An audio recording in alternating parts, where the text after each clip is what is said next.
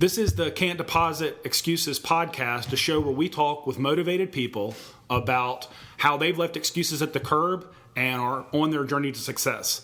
I'm your host, Derek Wiley, and today I'm excited to have Thomas Gibson, New York Life Rookie of the Year 2019 for the Virginia region or branch, and he'll speak more about it. But Thomas, great to have you. Yeah. Thanks for having me, man. This is exciting. So did I nail it? Am I right? I mean, you were the Rookie of the Year in 2019. I mean, I think that's probably the most prestigious award anyone can have ever. So yeah, I wouldn't say that it's not. I'd say it's probably a pretty prestigious award to win. Now, what are all the areas that encompass like that? Is that just like the Roanoke market here in Virginia, or is that other areas? Yeah, we've got a Roanoke general office, right? And I think the closest general office next to us would be like Charlotte, North Carolina. But that encompasses quite the area. We've got agents and advisors in West Virginia, all over Virginia, some in North Carolina, you name it. So it's we've got several. So you're not just the best in Roanoke. I mean, you're the best in a wide area. I did good amongst the newer folks, the rookies. Right, you're the rookies. That's right. So you may not be on LeBron's level, but like Luka Doncic should watch his back. I might be the next Michael Jordan of New York. That's the rumor anyway. Well, that's why you're on the podcast, because I figured that was what was going to happen next. Mm-hmm. No doubt about it. So you and I have talked some, and I like to start off the show just kind of talking a little bit about some interesting tidbits. So one thing that's interesting about you is you were the partner/proprietor in a speakeasy in Colorado, which is a crazy story. So I just wanted you to talk a little bit about that, because I just thought it was really interesting. Yeah, well, okay. So I moved here from Durango, Colorado, 4 years ago now, going on 4 years.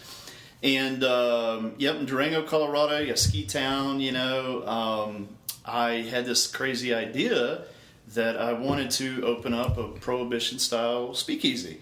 But I also wanted there to be like a barber shop, man. I missed, guys, I would have to go, at least in Durango at the time, it was all salons and stuff. So you'd go, and there's a lot of ladies around, and they're doing what they do, and they're talking about their husbands and all that good stuff. And, I don't want to stereotype women or anything. I don't overgeneralize things, but I thought, man, how cool would it be? Ladies have a place they can go and kind of relax, and, they got the spa, and a lot of guys don't do the spa treatments. It'd be cool if there was a place where you could walk in, kind of smell like Clubman aftershave, You got somebody rocking the pompadour doing straight razor shaves. So I wanted to implement that too. So we had a legitimate barber shop with two of some of the most talented barbers I've ever met in my life. We got extremely lucky. And they liked the concept so much too. I introduced them to it, and they're like, "Oh, this is bitching." They want to be a part of it. Yeah. And so wildly successful. Those guys were booked up all day, every day, 15 to 30 cuts a day. I mean, they were pushing away business. But if you came in, you had a bookcase wall. It's called the Bookcase and Barber. And if you had the password, word of mouth and all that good stuff, you could go through the door that opens, the secret door, and go in and get yourself a craft cocktail, man. And it was all, Yeah.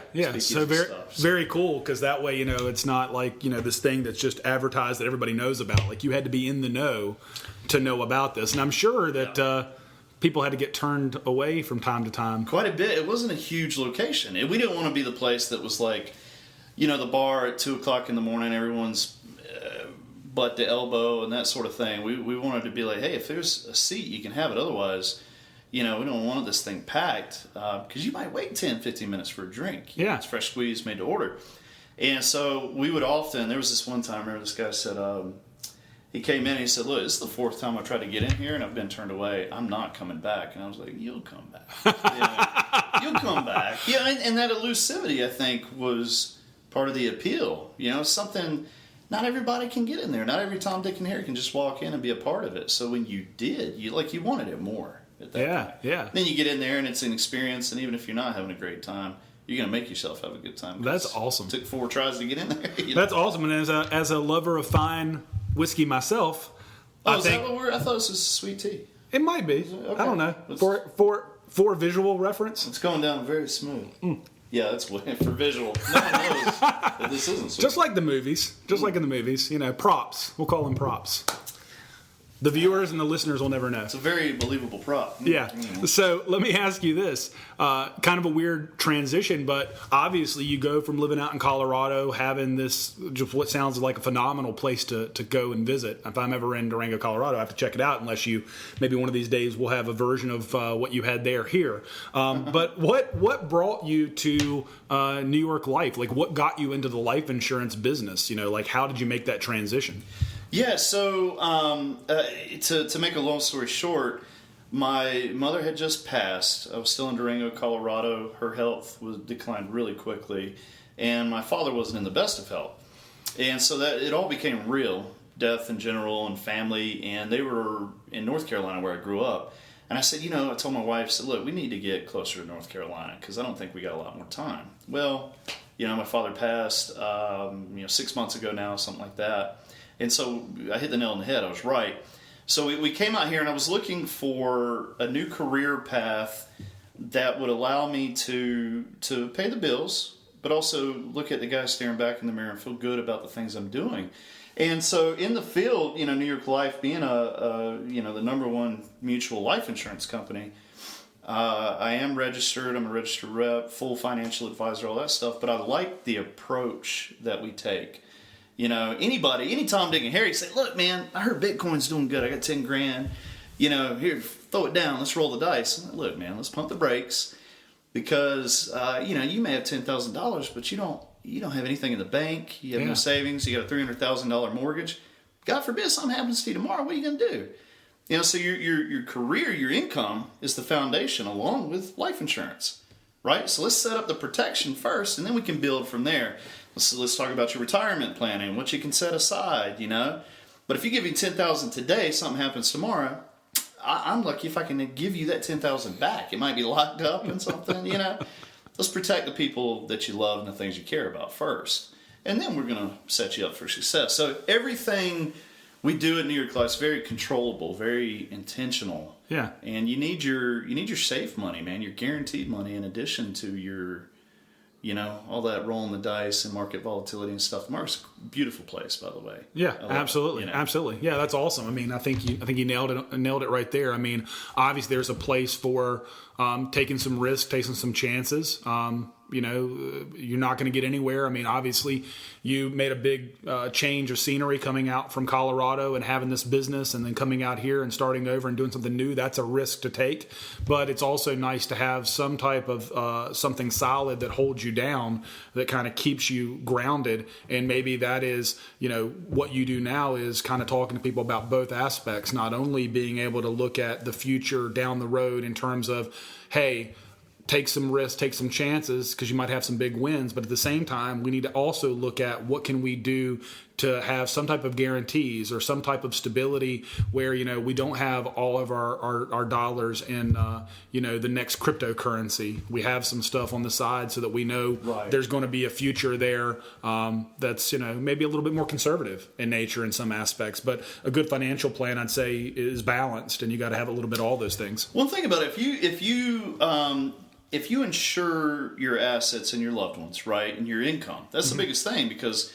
if something happens to you, Santa's not coming this year. I can guarantee it, right? And that's not the case with everybody, but for most folks, it makes sense. So if you can insure those things, well, that might allow you some higher risk tolerance in the investment world. Who knows? It's up to everyone, an individual, but it's like, hey, I've taken care of this, and now I can get a little riskier, higher risk, higher reward in most cases, right? Yeah.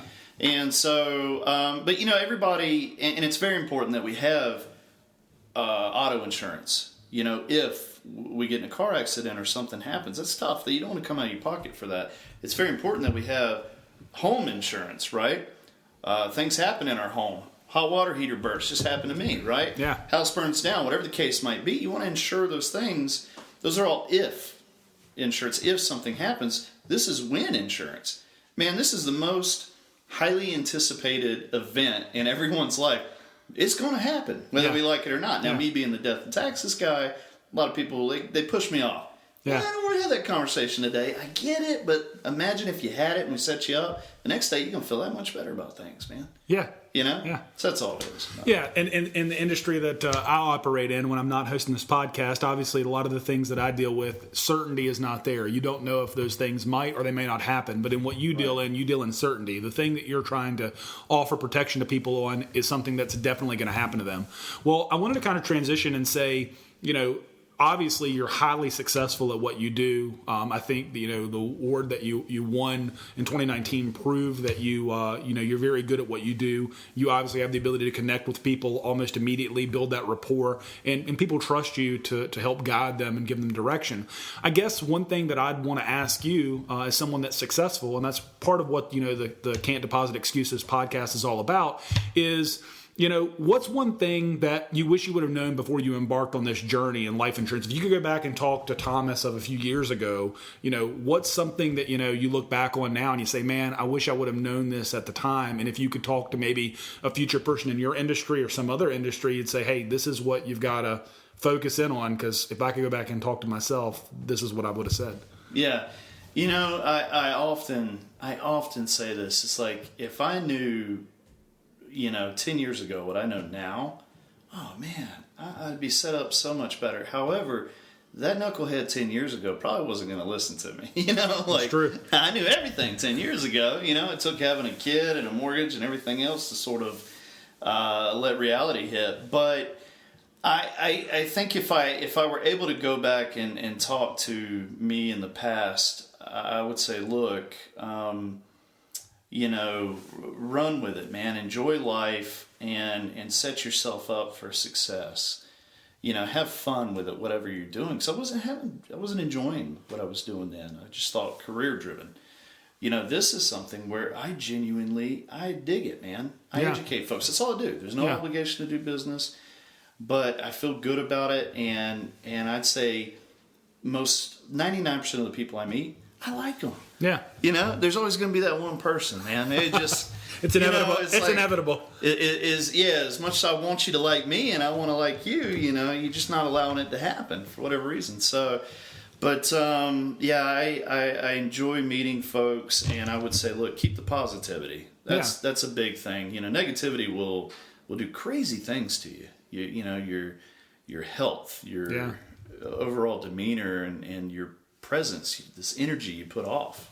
Yeah, I posted this on Facebook a few days ago, and I know we've talked about it, but I said, I think, we're all a reflection of the people we surround ourselves with, and, the people the 5 people you spend the most time with tend to be a reflection of you. To put it more simply, when I was growing up, my dad used to always say, I can look at somebody's friends and tell you a lot about them. And I think the same things in our world, in the business world, is if you look at people and you're surrounding yourselves with people that have a lot of negativity or who aren't, what we'll say, optimistic, and they're more pessimistic, glass half empty, it's inevitable if you spend enough time with those people, that's going to rub off on you. Mm-hmm. And it sounds like what you're saying is, number one, you got to be opportunistic to look for opportunity.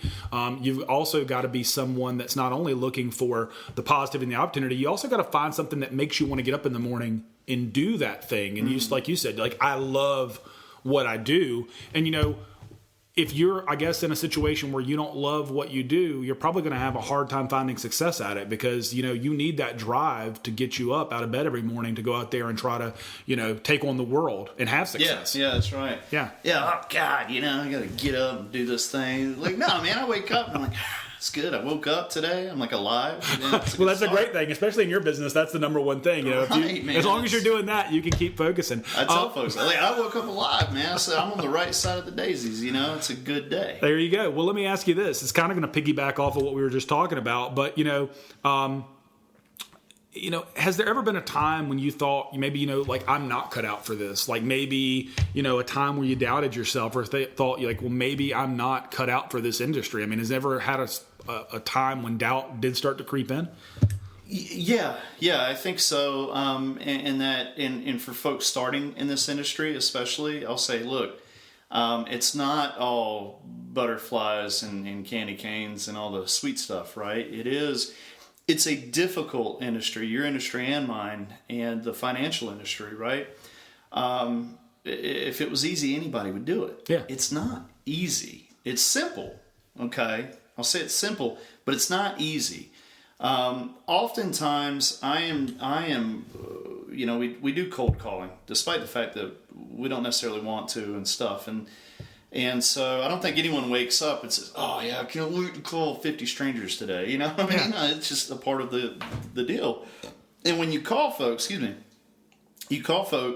I think they naturally assume that you're trying to sell them something. Because we get so inundated with that sort of stuff day in and day out.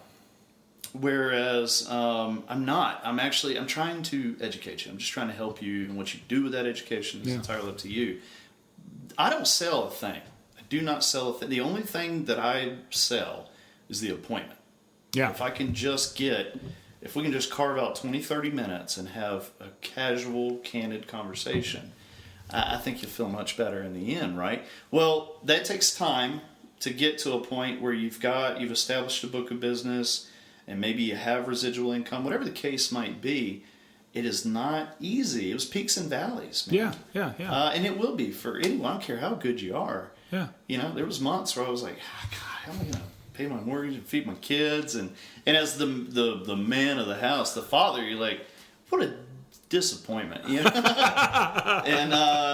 but that's where you find that extra kick, man, your second win. That's when you find that motivation to get up and you're like, look, I'm going to be about it. I'm going to stop talking about it. Yeah, I think that, what you're kind of describing is something that I've talked about a lot, which is if you're going to have success, not only do you have to be opportunistic to seek out those opportunities, to be around positivity, you've got to have that opportunity to go out there and do something that you truly love. And it sounds like to me, your passion is educating. And you figure if I can do that, then the rest of it will just fall into place. If I can take this tangible action of educating the end consumer of my product, which in your case is life insurance and financial services, that as a result, you're going to reap the benefits of that tangible action, which is just educating people. But I think you were driving at a bigger point, which I think is also key to being successful. And a lot of times, our lives are filled with excuses and reasons why we're not accomplishing the goals that we wanted to accomplish or doing the things we wanted to do. And I think that might be kind of where you were leading this to, which I want to ask this question: what is your why? And obviously we all have that. We have a why, like a reason why we do what we do. I mean, part of it sounds like is to educate your customer, but I'm sure there's more to it than that. So I just wanted to ask you, like, what is your why? I'd say it's a combination of things, but really when you get down to it, if we're getting down to the meat and potatoes, it's the kids. It's my children. Yeah. Initially as a younger man, to be successful, that was important to me. And little did I know that I was just trying to be successful for my future family. And now I know that more than ever, right?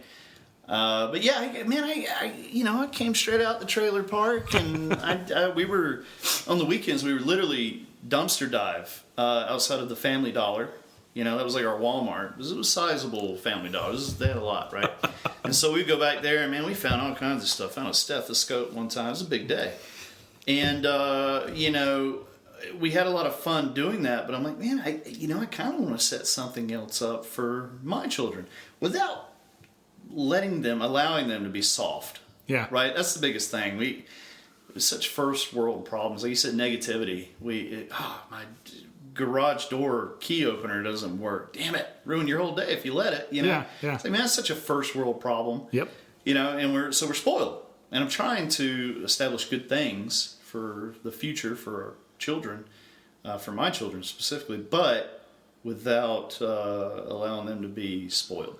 Well, I think, like you said, I think that's a driving force behind any of us that have kids. I've got 2 sons, so I can definitely speak to the fact that that's a driving force for why you want to be successful. Sure. But I think it's also a driving force in the industry that you happen to be in as to why people need to take time to set aside to think about the things they may not want to think about, the death, the taxes, those sorts of things, because this kind of is laying the groundwork for those children, if you happen to have them, for the future. So I think it's very symbiotic relationship amongst your reason why, the reason why people needed to come into contact with someone like yourself and do business with you is also because they may want to protect their reason why. So like I said, there's a lot of overlap here, but I think, the general consensus is, we're all doing this for a bigger reason, and whether we're buying that life insurance policy or whether we're out there meeting with clients, getting out of bed in the morning, whatever the case may be, it's because we're looking out for something bigger than ourselves. And I think that's a key to success is, you've got to have some vision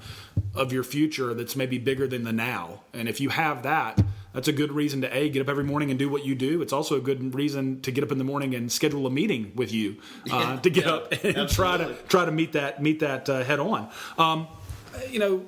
I want to ask you this because I think as someone that's successful, you probably have some insight into your industry as a whole. What do you think is the biggest challenge, that's facing you in the life insurance industry? The challenges that you have to overcome. I mean, obviously, you sell a product that a lot of different, people and a lot of different companies do as well. But is there any challenges in particular that you see on the horizon or that you face on a daily basis where you're like, this is something that is a big issue that we work to overcome every day? Yeah. I mean, again, as we said before, it's not always the most fun conversation to have, yep. But it's one that's necessary. You have to have it in your proactive planning, because what do they say? Even when you're young, they tell you what are you going to do? There's two things that are guaranteed in life. All right, you're going to die. Taxes. You're going to pay taxes. Yep, absolutely. Right? So let's take care of this one, right, as proactively as we can, and let's find a way to reposition your money in the most tax favorable way. So you need to have that conversation, if not with me, with somebody. And I don't want to get compartmentalized, which we do. That's an objection, right? That's a hurdle that I have to overcome. Is just life insurance or just this or whatever the case might be. Again, I'm an educator.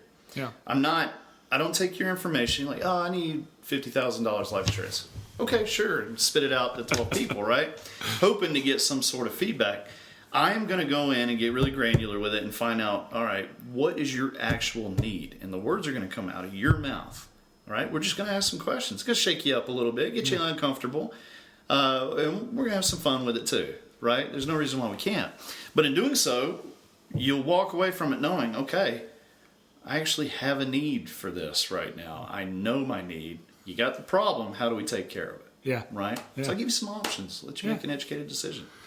I guess, a thing that I like to ask my guests as we start to, kind of wrap up our conversation is, obviously the name of the podcast is Can't Deposit Excuses. And, that sounds like a transformative statement when you hear it. If it dawns on you, you're like, that's kind of a neat play on words.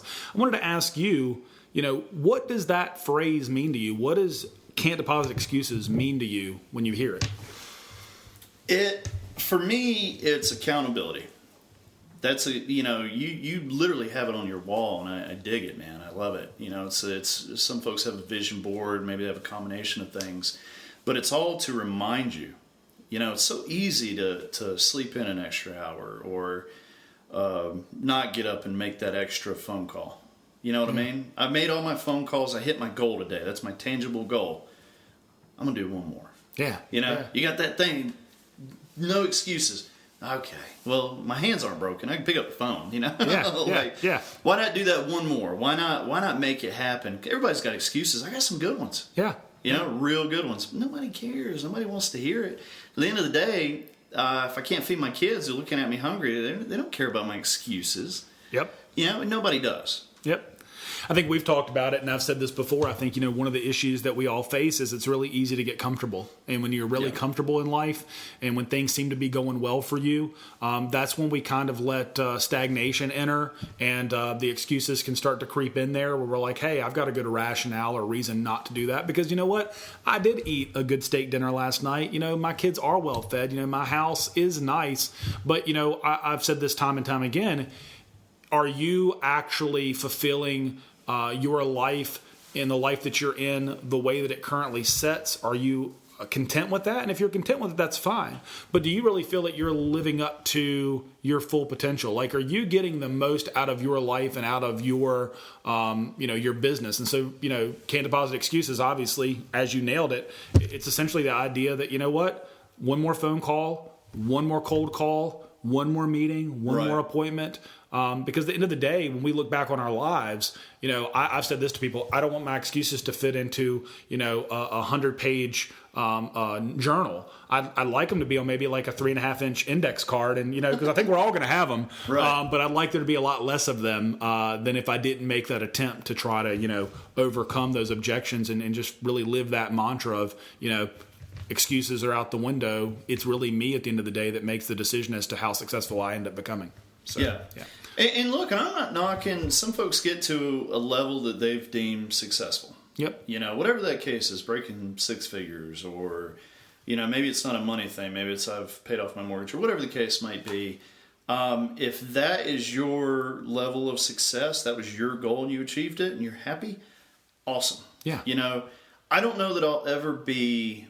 Once you hit a certain goal, I just know me. I'm like, now I got to hit this other goal. This is just, there's always going to be more for me anyway, know. And so that's where you can't deposit excuses comes into play. Yeah, so. You can't define what your level of success, you can't let others define, only you can define what success is to you. And so when you've attained that or achieved it, you'll know it. I guess the idea is don't sell yourself short on the idea that, maybe what you think is success is just an excuse you're giving yourself to maybe explain away why you're not where you really could be if you really applied yourself. I think if you apply yourself and you feel like you've attained it, at least you can look back. It's kind of like to use a sports analogy. I left it all on the field. I left it all on the court. And if you did that, maybe the best you could become was, to use a sports analogy, maybe the best you become was Scottie Pippen. You didn't quite get to the Jordan level. Scottie Pippen's still a pretty good place to be. I still know the name. Yeah. You still be okay. Still know who Scottie Pippen is. Yeah. And that's okay, man. I mean, and that's, like I said, if you hit a level and you're cool with that, I don't know what success is for me. Yeah. Because I like you said, I don't know that I'll know until I get there. And even when I'm there, I might be like, what more can I do? But plus we're also, and I think you're very like-minded. I don't want to put words in your mouth, but we're both out to help folks too. Absolutely. And so if I get complacent, well, then I'm not doing my good deed, right? I'm not doing anybody any favors by not helping them. The fact that I get paid to do it occasionally, well, hell, it works out. We should get paid. We're doing a good thing. Awesome. I agree totally. Well, let me ask you this, Thomas. Where can our listeners and viewers connect with you? What's the best way for them to reach out to you? What's the best way for them to find out more about you and New York life and what you do? Just give you a moment to kind of plug yourself there. Okay, let me do some selfish plugs here. I'm going to do it. Yeah, Go ahead. And again, that's the goal, to help folks. So you can, I'm on Facebook, Thomas Gibson, financial advisor with New York Life. My personal cell phone number, I'm okay to give that out to the world. Okay. It's area code 970-759-9688. Email's a good one. T.A. Gibson, like Tango Alpha Gibson, Gibson, at ft, like foxtrot.newyorklife.com. We like our emails to be long. Absolutely. Okay? You want them to be really long. Yeah. Well, this way, it's like, look, we don't mess around. Everything's serious. All right? If you want to email me, you're going to earn it. So, but yeah. So reach out to me. I love to talk with folks. And again, I'm just here to help. I'm just here to make friends and help folks understand their situation. Awesome. Well, Thomas, it was great having you. Appreciated having you on the podcast. I'd invite all of our listeners and our viewers to like and subscribe on YouTube and wherever your favorite podcast download platform might be. You'll find us there. Can't Deposit Excuses podcast. Another episode in the books. Thanks again, Thomas, for being on. Appreciate it. Thanks for having me. Love the sweet tea. All right. You got it, bud.